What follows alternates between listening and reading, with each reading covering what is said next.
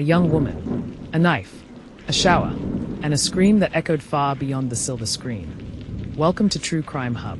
Today, we're diving into one of the most haunting and disturbing copycat crimes of the 21st century. A murder inspired not by hate, but by cinema. A horror film fantasy, twisted into deadly obsession. If you think fiction can't kill, think again. This is the true story of a fan who couldn't tell where the movie ended and real life began. Stick with us to uncover how an ordinary fan of Hitchcock's Psycho became a calculated killer, and why this murder left investigators chilled to their core. Before we begin, hit that like button, subscribe, and turn on the notification bell so you never miss a new upload.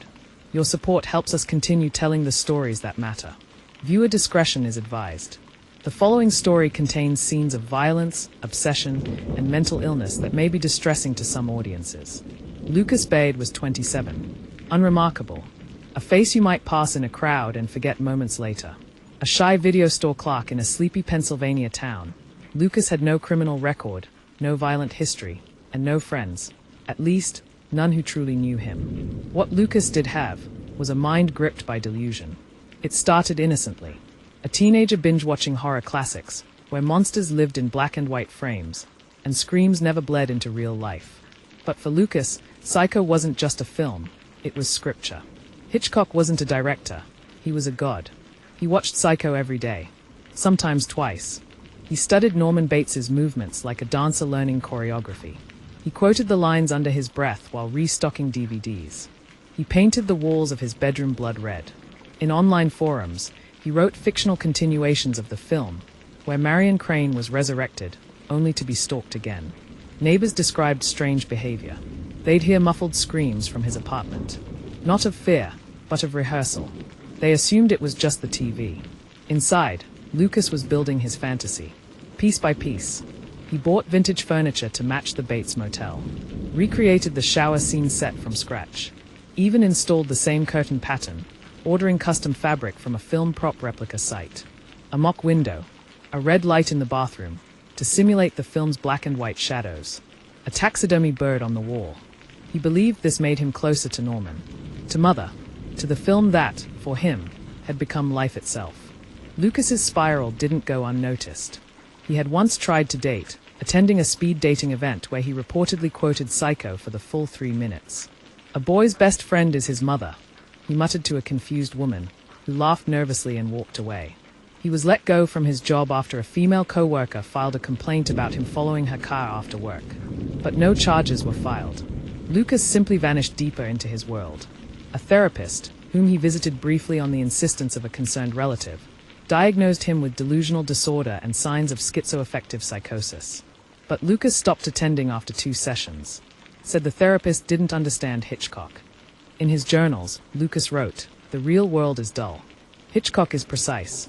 I understand Norman because I am Norman." He began using aliases online, Norman Bates 42, Mother Lives, and Marion Watcher. Through Reddit, niche horror forums, and YouTube comment sections, he engaged in deep threads about death and identity. Some suspected he was role-playing. Others encouraged him. Nobody thought he was serious. Emily Trask, 26 years old, full of warmth and light. She'd just moved into her new apartment, Unit 309, after a bad breakup and a fresh start at a dental clinic receptionist job. Friends described her as grounded, kind-hearted, and artistic. She painted, wrote poetry, and was finally finding herself again after years of self-doubt. Emily was a survivor of emotional abuse. Her ex had been controlling and paranoid. Moving into her own space marked a step toward healing. She was doing so well, her sister Sarah said. Her smile was back. I hadn't seen that light in her in years. But right across the hall, behind a door she'd never knock on, lived Lucas Baird. She'd greeted him in the hall. Once. Politely. And that was enough to trigger the fantasy. Lucas believed fate had delivered Emily to him. In his mind, she was Marion Crane. Not just an actress, the woman. He began tracking her routines. When she showered, when she cooked, when she slept. He created a file labeled production notes on his laptop with timestamps and lighting instructions. He stole a master key from the building super while fixing a ceiling leak. He used it to sneak in when Emily was away, memoizing her bathroom layout. His journals grew darker, page after page of crude sketches. Engels. Dialogue. Knife strikes numbered 1 through 12. Under one drawing of Emily in the shower, he wrote, "When the blood hits the white tile, mother will smile." He even sound-tested the space. Practiced syncing the iconic violin score with the acoustics of her bathroom. His rehearsal footage was found later, him wearing a wig and dress, stabbing a mannequin over and over while the Psycho score blared. He had fully transformed. Not just a man mimicking a killer, but a man believing he was the director of death itself. Friday night, Emily came home from a late shift. She poured a glass of wine, put on music, and texted a friend, finally relaxing. At 6:31 p.m., she turned on the shower. At 6:34 p.m., Lucas unlocked her door. He wore a long, black wig, a grey dress. He played the score on his phone, moved with precise, rhythmic steps. He opened the bathroom curtain, and he stabbed. Emily fought hard. Scratches on Lucas's arms proved it. But she was caught off guard, naked, defenseless, and shocked. She tried to scream, but he timed the score to rise with her voice. After the 12th stab, Lucas dropped the knife into the sink. He walked home, shut the door, and started Psycho again. He watched it twice that night. Emily's boyfriend called the police at 10:22 p.m. after she missed their scheduled FaceTime. Officers forced entry. Found the bathroom light on. Water still running. Emily lay in the tub. Blood mixing with cold water. The Bluetooth speaker was still playing. Lucas was arrested hours later. Calm. Cooperative.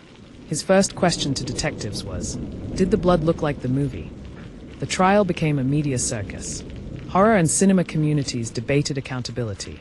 Activists demanded better mental health funding. Critics blamed glorification of violence. Lucas's defense argued insanity.